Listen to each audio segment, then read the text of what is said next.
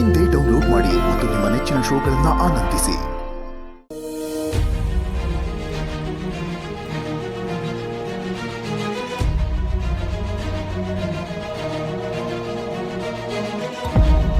ದುರ್ಗಾ,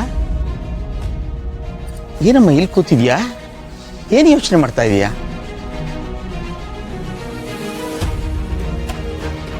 ಯಾಕಮ್ಮ ನನ್ನ ಹತ್ರ ಮಾತಾಡೋದಕ್ಕೂ ಹಿಂಜರಿತೀಯಮ್ಮ? ಏನಾಯ್ತು ಹೇಳು. ಅದು ಹಾಗಲ್ಲ ಚಿಕ್ಕಪ್ಪ, ನಾನು ಹೇಳಿದ್ರೆ ನೀವು ನನ್ನ ನಂಬ್ತೀರಾ? ಏನು ಮಾತು ಅಂತ ಆಡ್ತೀಯ ದುರ್ಗಾ? ನಿನ್ನ ಮಾತನ್ನ ನಾನು ನಂಬದೇ ಇರ್ತೀನಾ? ಏನಾಯ್ತು ಅಂತ ಹೇಳು ಅನ್ನಲ್ಲ. ಚಿಕ್ಕಪ್ಪ, ಈಗ ಸ್ವಲ್ಪ ದಿನದಿಂದ ವಿಚಿತ್ರವಾದ ಘಟನೆಗಳೆಲ್ಲ ನಡೀತಾ ಇದೆ. ಅದಕ್ಕೆಲ್ಲ ಒಂದು ಅರ್ಥ ಹುಡ್ಕಕ್ಕೆ ಆಗ್ತಾ ಇಲ್ಲ. ಅಲ್ಲಮ್ಮ, ಅರ್ಥ ಹುಡ್ಕಕ್ಕಾಗದೇ ಇರೋಂಥದ್ದು ಏನಾಗ್ತಾ ಇದೆ? ಚಿಕ್ಕಪ್ಪ, ಈಗ ಹದ್ದುಗಳು ಮನುಷ್ಯರ ಮೇಲೆ ದಾಳಿ ಮಾಡುತ್ತಾ? ಏನು ಹೇಳ್ತಿದ್ಯಮ್ಮ ನೀನು? ಹದ್ದುಗಳು ಮನುಷ್ಯರ ಮೇಲೆ ದಾಳಿ ಮಾಡತ್ವಾ? ಕೈಯಲ್ಲಿರೋದೇನಾರ ಇದ್ರೆ ಅದನ್ನ ಕಿತ್ಕೊಂಡು ಹೋಗಕ್ ಬರುತ್ತಷ್ಟೇನೆ. ಹೌದಲ್ವಾ ಚಿಕ್ಕಪ್ಪ? ಆದ್ರೆ ಪುಟ್ ಮೇಡಮ್ ಕೈಯಲ್ಲಿ ಏನೂ ಇರ್ಲಿಲ್ಲ. ಆದ್ರೂ ಆ ಹದ್ದು ಬಂದು ಪುಟ್ ಮೇಡಮ್ನ ಎತ್ಕೊಂಡು ಹೋಗಕ್ ನೋಡ್ತು. ಶೋ ದೇವ್ರೆ! ಹೌದು ಚಿಕ್ಕಪ್ಪ, ಪುಟ್ ಮೇಡಮ್ ಅದಕ್ಕೆ ಪ್ರಜ್ಞೆ ತಪ್ಪಿತ್ತು.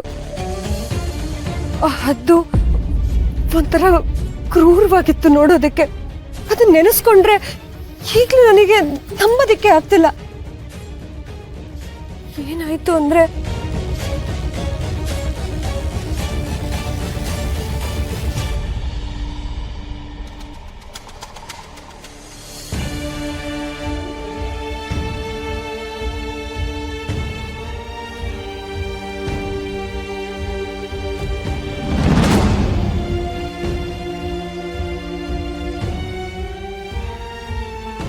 ಯಾಕೆ ಚಿಕ್ಕಪ್ಪ, ಯಾಕೆ ಹಾಗೆ ನೋಡ್ತಿದ್ದೀರಾ?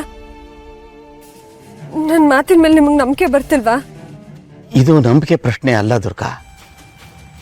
ನೀನ್ ಇಷ್ಟೊತ್ತು ಹೇಳಿದ್ದನ್ನೆಲ್ಲ ಕೇಳಿದ್ರೆ ತುಂಬಾ ಚಿಂತೆ ಆಗ್ತಾ ಇದೆ. ಯಾಕಂದ್ರೆ ಅದು ಅದು ಅದು ಏನ್ ಹೇಳಿ ಚಿಕ್ಕಪ್ಪ? ಯಾರೋ ಶುದ್ರ ಶಕ್ತಿನ ಪೂಜೆ ಮಾಡ್ತಾ ಇದ್ದಾರೆ ಅಂತ ಅನ್ನಿಸ್ತಿದೆಯಮ್ಮ. ಶುದ್ರ ಶಕ್ತಿ ಅಂದ್ರೆ ಹಾಗಂದ್ರೆ ಏನು? ಈ ವಾಮಾಚಾರ, ಮಾಟ ಮಂತ್ರ.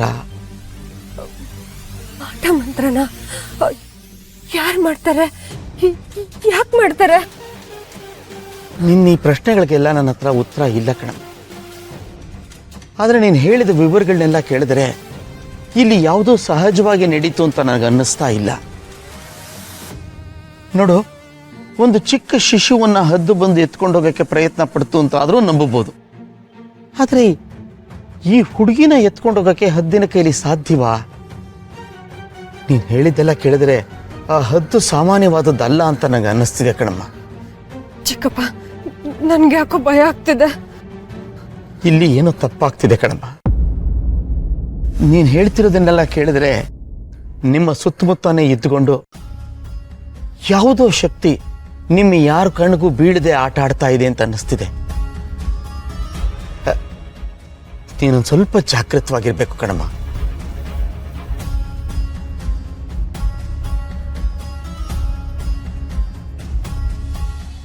ಈಗಿನ ಕಾಲದಲ್ಲಿ ಈ ತರ ಎಲ್ಲ ಇರುತ್ತಾ? ಚಿಕ್ಕಪ್ಪ ಹೇಳಿದ್ ನಿಜಾನಾ? ಹೌದು ದುರ್ಗಾ, ಮಾಟ ಮಂತ್ರ ಅನ್ನೋದು ಈಗಲೂ ಇದೆ. ಕ್ಷುದ್ರ ಶಕ್ತಿ ಪೂಜೆ ಮಾಡೋರು ಇನ್ನೂ ಇದ್ದಾರೆ. ಇದನ್ನೆಲ್ಲ ನಿನಗೆ ಹೇಗೆ ಅರ್ಥ ಮಾಡಿಸ್ಲಿ?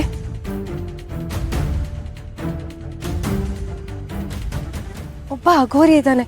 ಅವನು ಈ ಥರದನ್ನೆಲ್ಲ ಮಾಡ್ತಾನೆ ಇರ್ತಾನೆ. ಎಷ್ಟೊಂದ್ಸಲ ಅವ್ನು ನನಗೂ ತೊಂದರೆ ಕೊಟ್ಟಿದ್ದಾನೆ ಗೊತ್ತಾ?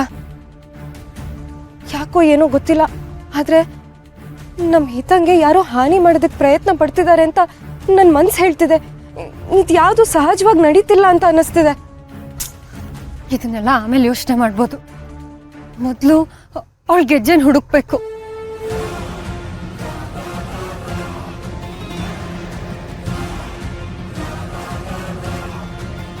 ಗೆಜ್ಜೆನು ಹೇಗಿದೆ ಅಂತ ನೆನಪಾಯ್ತು, ಆದ್ರೆ ಎಲ್ಲಿದೆ ಅಂತ ಹೇಗೆ ಗೊತ್ತಾಗುತ್ತೆ?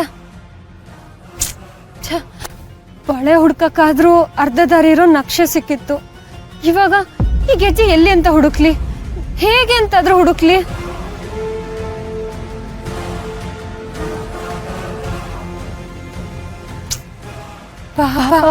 ಪುಟ್ಟ ವಯಸ್ಸು.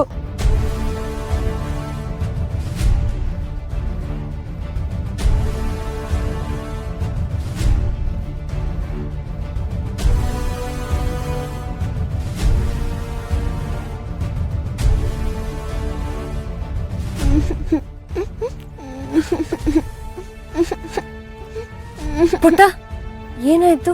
ಯಾಕೆ ಅಳ್ತಿದ್ಯಾ? ನನ್ ಗೆಜ್ಜೆ ನೀರಲ್ಲಿ ಬಿದ್ದೋಗಿದ್ದೆ. ಆ ಗೆಜ್ಜೆ ಅಂದ್ರೆ ನಂಗೆ ತುಂಬಾ ಇಷ್ಟ. ಆ ಗೆಜ್ಜೆ ವಾಪಸ್ ಬೇಕು. ಪುಟ್ಟ ಅಳ್ಬೇಡ, ನೀರಲ್ಲಿ ಬಿದ್ದಿದ್ಯಲ್ಲ, ಬೇರೆ ತಗೊಳ್ಳು ಅಂತೆ. ಅಳ್ಬೇಡ. ಇಲ್ಲ, ನಂಗೆ ಅದೇ ಗೆಜ್ಜೆ ಬೇಕು.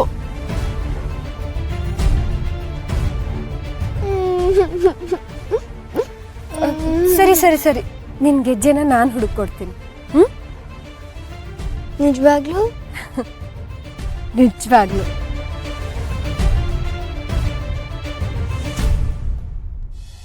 ನೀನ್ ನನ್ಗೆ ಸಹಾಯ ಮಾಡ್ತೆ ಅಂದ್ರೆ ನಿನಗೆ ಸಹಾಯ ಮಾಡಕ್ ನನ್ನ ಫ್ರೆಂಡ್ಗೆ ಹೇಳ್ತೀನಿ. ಫ್ರೆಂಡಾ? ಇವಳೇ ಪುಟ್ಟ ಹುಡುಗಿ, ಇವಳು ಗೆಳ್ತಿನೂ ಇವಳಷ್ಟೇ ಚಿಕ್ಕವಳಾಗಿರ್ತಾಳೆ. ಸುಮ್ಮನೆ ಅಪಾಯ ಬೇಡ. ಪುಟ್ಟ, ನಂಗೆ ನಿನ್ ಗೆಳ್ತಿ ಸಹಾಯ ಏನು ಬೇಡ, ನಾನೇ ಹೋಗಿ ಹುಡ್ಕೊಂಬರ್ತೀನಿ. ಹೀಗೋಗಿ ಹಾಗೆ ಬಂದ್ಬಿಡ್ತೀನಿ. ಇಲ್ಲೇ ಇರೋ. ದುರ್ಗಾ, ಬೇಡ ದುರ್ಗಾ, ಒಂದ್ ಸೆಕೆಂಡ್ ಆದ್ರೂ ಯೋಚನೆ ಮಾಡು ದುರ್ಗಾ.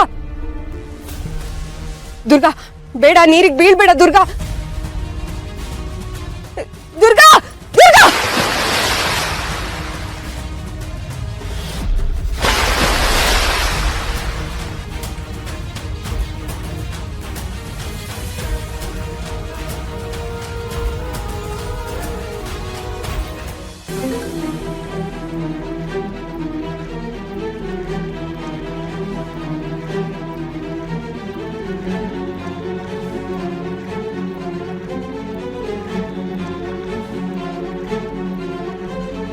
ದೇವಿ, ಹಿತನ ಇಲ್ಲಿ ಕರ್ಕೊಂಬಂದ್ರೆ ಹುಷಾರಾಗ್ತಾಳೆ ಅಂತ ಅಂದ್ರು. ಆದ್ರೆ ಹುಡುಗಿನೂ ಪ್ರಜ್ಞೆನೂ ಬಂದಿಲ್ಲ. ಡಾಕ್ಟರ್ಸ್ ಕೂಡ ಯಾವುದೇ ಪಾಸಿಟಿವ್ ಒಪಿನಿಯನ್ ಕೊಡ್ತಾ ಇಲ್ಲ. ನನಗೆ ನನ್ನ ಮಗಳು ಬೇಕು, ನನಗೆ ನನ್ನ ಹಿತ ಬೇಕು. ಅವಳಿಲ್ದೆ ನನ್ನ ಬದುಕಿರಲ್ಲ ದೇವ್ರೆ. ನನಗೆ ಬರೀ ಮಗಳು ಮಾತ್ರ ಅಲ್ಲ, ಅವಳು ನನ್ನ ಬದುಕು.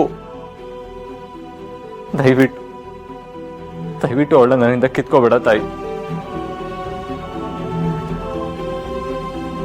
ಈಗಾಗ್ಲೇ ಅಂಬಿಕಾನ ನನ್ನಿಂದ ಕಿತ್ಕೊಂಡು ನನ್ನ ಅರ್ಧ ಜೀವ ಹೋಗಿದೆ.